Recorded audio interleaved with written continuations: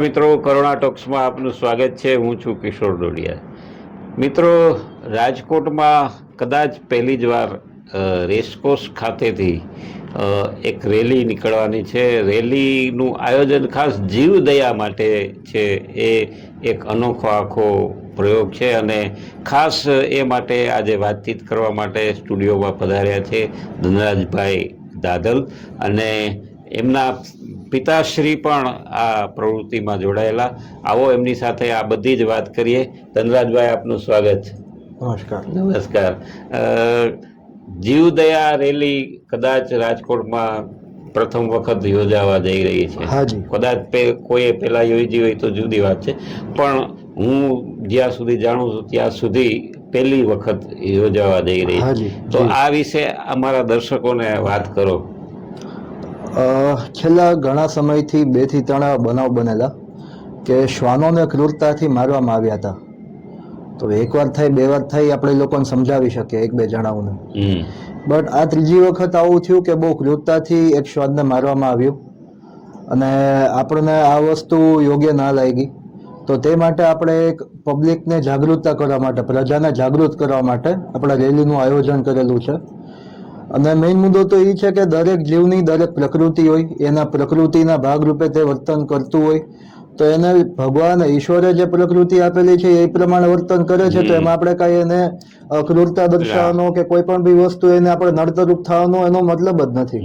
અને આ શ્વાન છે તો શ્વાન તો સમુખનું આપણા શહેરનું, રસ્તાઓનું, આપણા શહેરનું વફાદાર છે. એ આપણું રક્ષણ કરે છે, આપણને જાગૃત રાખે છે અને આપણને કોઈને પણ બી કોઈ પણ બી પ્રકારનું નથી કરતું, નુકસાન નથી કરતું.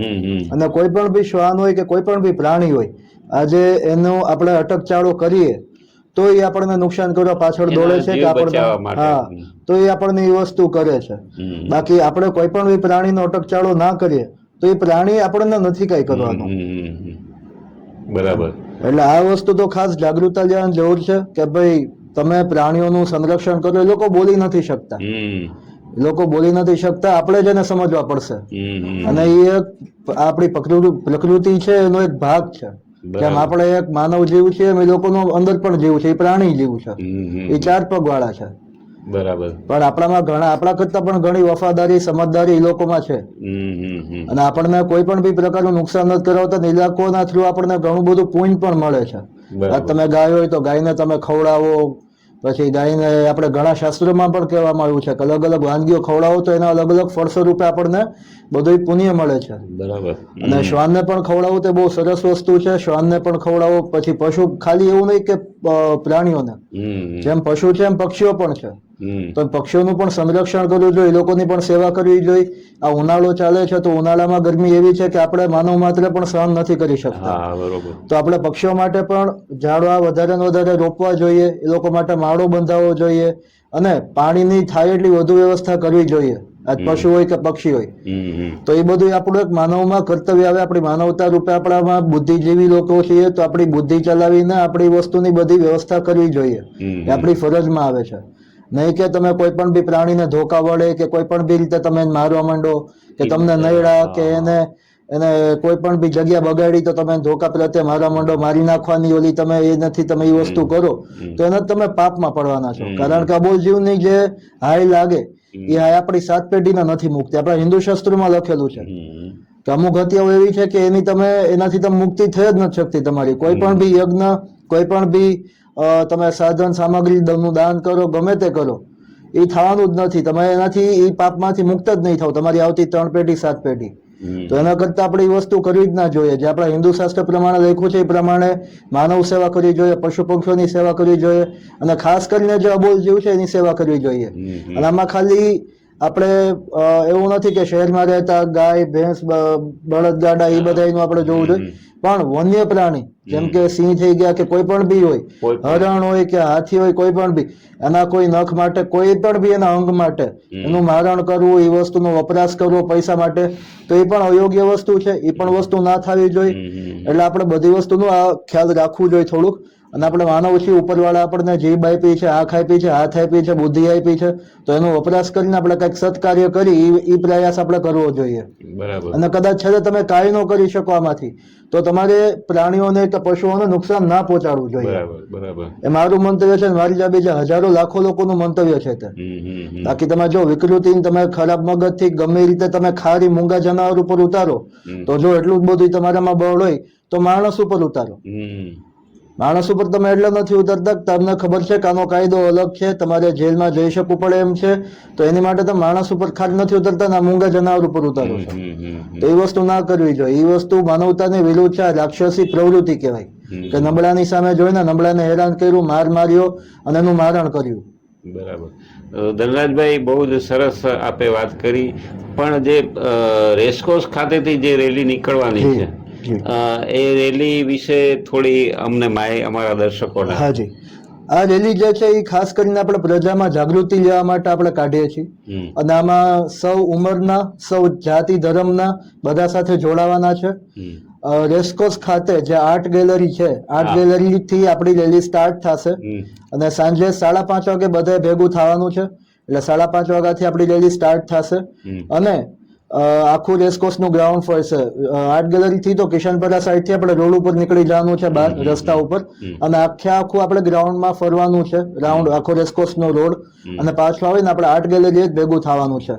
આમાં કોઈ પણ બી જાતનું આપણે વિરોધ પ્રદર્શન નથી કરવાનું, કે હલ્લાબોલ નથી કરવાનો, કે ખોટા સૂત્રોચ્ચાર કે આપણે નારેબાજી નથી કરવાની કે જેથી વિરોધ લાગે કે કોઈ પણ બી ઉગ્ર બનાવ બને કે ઉગ્ર આપણે માહોલ બને, એવું આપણે નથી કરવાનું. આપણે શાંતિપૂર્ણ પ્રજાને જાગૃત થાય એ પ્રમાણે જ આપણે રેલી કાઢવાની છે સાંજે 5:30 કલાકે. અને ડ્રેસ કોડમાં યુનિફોર્મમાં આપણે વ્હાઇટ કલરનું પહેરવાનું છે. વ્હાઇટ પાયજામો કુર્તો પહેરો, વ્હાઇટ શર્ટ અને જીન્સ પહેરો, એ આપની ઉપર છે કે આપણે શું પહેરીને આવું, પણ વ્હાઇટ કલરનું છે ડ્રેસ કોડ. અચ્છા, જે રેલી છે એમાં પ્લે કાર્ડ કે એવું બધું? જી, અમારો રેલી છે એમાં પ્લે કાર્ડ લઈ આવવાના છે. પ્લે કાર્ડમાં તમારે એ પ્રમાણેના લેવાના છે કે પશુને બચાવ કરો, પશુ સેવા કરો, પશુ સેવા તે જ માનવ તે જ પ્રભુ સેવા, એ પ્રકારના જે શાંતિપૂર્ણ જે સૂત્રો છે એ પ્રમાણે આપણે લઈ આવવાના છે અને પ્રજાની સામે તે મૂકવાના છે કે જેથી પ્રજામાં થોડીક સમજ આવે. બરાબર. અચ્છા, આમાં રેલીમાં ઉંમરનો કોઈ બાદ ખરો? ઉંમરનો કોઈ બાદ નથી રેલીમાં. આજ મારું જે ગ્રુપ છે, અમારે જે સેવા કાર્યમાં કાર્યો કરી છે, એમાં અમારે 10 વર્ષથી લઈને તો 70 વર્ષ સુધીના પણ અમે સાથે જોડાયેલા હોય છે. રાતના 11 વાગ્યા હોય કે સવારે 11 વાગ્યા હોય, તો આમાં કોઈ પણ બી બાદ નથી નાતી ધર્મનો બાદ. હિન્દુ, ખ્રિસ્તી, શીખ, મુસલમાન બધાય આવી શકે, બધાયમાં માનવ છે, બધાય માનવતા હોય છે, બધાય જોડાઈ શકે છે અને સહભાગી બની શકે છે આ સત્કાર્યમાં. સરસ, ખૂબ જ સરસ. આશા રાખીએ વધુમાં વધુ લોકો આમાં રેલીમાં જોડાય. ખાસ આ જે રેલીનું આયોજન કર્યું છે એ ગ્રુપ કયા બેનર હેઠળ રેલીનું? એટલે ગ્રુપ મેં બનાવ્યું હતું 2022માં, પોઝ હેવન કરીને. પોઝ હેવન નો મિનિંગ એમ છે કે પશુઓનું સ્વર્ગ. પશુઓ કરતા પણ જે શ્વાન હોય એનું સ્વર્ગ. કારણ કે શ્વાનને છે ને ઓમ જોવા જાય તો બહુ તુચ્છ માનવામાં આવે છે, એટલે શ્વાનનું સ્વર્ગ એ રીતે મેં બનાવ્યું હતું. અને આમાં જેટલા પણ ભાઈ રાજકોટના પેટ લવર્સ છે, પેટ ઓનર્સ છે, એ લોકો દર રવિવારે સાંજે 1-2 કલાક માટે અમે બધા ભેગા થાય છે અને એ લોકો બધા રમે છે, હળે મળે છે એકબીજા માટે. કારણ કે આ લોકોનું જીવન બહુ નાનું હોય છે, તો એ લોકોના જીવનને કેમ વધીને સુખમય બનાવવું અને કેમ એ લોકોને આપણે વધારે આપી શકીએ એની ખૂબ હોય છે. ને પ્લસ અમે વર્ષમાં 1-2 વાર ટ્રીપ પણ આયોજન કરતા હોય છે, સ્વિમિંગ પુલ આયોજન કરતા હોય છે કે લોકો માણી શકે ને મજા આવે બધાને. સરસ. અચ્છા, આપના પિતાશ્રી પણ આ પ્રવૃત્તિ? હાજી, મારા ફાધર છે તેઓ આજ ઘણા વર્ષોથી હવે તો નિવૃત્ત થઈ ગયા, બટ એમને ઘણું કરેલું, ગરીબો માટે પણ એટલું કરેલું, પ્લસ પ્રજાની સેવા એટલી કરેલી અને જે જરૂરિયાતમંદો એ લોકોની સેવા પણ એટલી કરેલી, પશુ પક્ષીઓ માટે એટલું કરેલું, અને પ્લસ ગાયો માટે જે કતલખાનાની ગાડીઓ જાતી એ ગાડીઓ પણ ઘણી બધી પકડેલી. ભલે કોઈ જૂથમાં કે કોઈ સંગઠન સાથે હતા નહોતા, પણ બધા સંગઠનના મદદરૂપથી પોતાનો જીવને જોખમમાં નાખીને એમને ઘણી બધી સેવા કરેલી. પ્રીતભાઈ દાદલ નામ છે મારા ફાધર. એટલે ઘણી બધી સેવા કરેલી. રાતના 2-2-2:30 વાગે ફોન આવ્યો હોય કે પ્રીતભાઈ આ રોડ ઉપર છે, ઓલા રોડ ઉપર ગાડી દેખાણી છે, આ એટલે હાઈવે ઉપર કદાચ કોઈનો ભેગો હોય, કોઈનો ફોન ઉપાડે, પોતે એકલા ગાડી લઈને નીકળી જતા. એટલે એ કરેલું છે. એટલે આજે પ્રેરણા મને મળી છે, જે જીવદયા છે એ મને વારસાગત મળી છે. વારસાગત મળી છે. હાજી. ના, સરસ, બહુ સારું. આપનું આ જે ખાસ કરીને જે રેલીનું આયોજન છે એ ખૂબ જ સરસ આયોજન થાય. અને રવિવારે રેસકોર્સ ગ્રાઉન્ડ ખાતે આર્ટ ગેલેરી છે, ત્યાં સાંજે 5:30 વાગે વ્હાઇટ ડ્રેસ કોડ સાથે જે રેલીમાં જોડાવા માંગતા હોય, ઉંમરનો કોઈ બાદ નથી, જ્ઞાતિ જાતિ કોઈ ભેદભાવ નથી, આ રેલીમાં ખાસ જોડાજો. કારણ કે જીવદયા માટે જાગૃત કરવા માટેનો આ આખી રેલી છે. ધનરાજભાઈ, આપ અમારી સાથે જોડાયા. અમારા દર્શકોને કંઈ સંદેશો આપવો હોય તો? તમારા આસપાસના એરિયામાં, એટલે આજુબાજુના તમારી સોસાયટી હોય કે પછી ભલે આપણું આખું શહેર આપણું પોતાનું ફેમિલી છે, આપણું ઘર છે, આપણું પરિવાર જ કહેવાય. આપણું ભારત દેશ આપણું પરિવાર કહેવાય. વસુદેવ કુટુંબકમમાં આપણે બધા માનીએ છીએ. એટલે આ બધાએ સર્વે કોઈ પણ બી પ્રાણી ઉપર કે કોઈ પણ બી પશુ ઉપર આવી રીતે નિર્દયતાથી કોઈ પણ બી હુમલો થતો હોય કે કાંઈ પણ બી થતું હોય આપને નજરે પડે તો તમારા નજદીકના જે સૌથી નજીકના પોલીસ સ્ટેશન હોય ત્યાં જાણ કરો. કદાચ આમાં વાર લાગે તમે તમારી રીતે રોકવાનો પ્રયાસ કરો અને તમારા આજુબાજુના લોકોને પણ જાગૃત કરો અને એ લોકોને સમજાવો કે આ વસ્તુ જે છે યોગ્ય નથી. આ પાપના, આ મોટું પાપ છે, એક પાપના ભાગીદાર બનવાના રૂપે છે. બસ, અને આટલું જ કહીશ ને, તમે પણ બને એટલી સેવા કરો પશુઓની, અબોલ જીવની. આટલું જ મારું કહેવાનું થાય છે.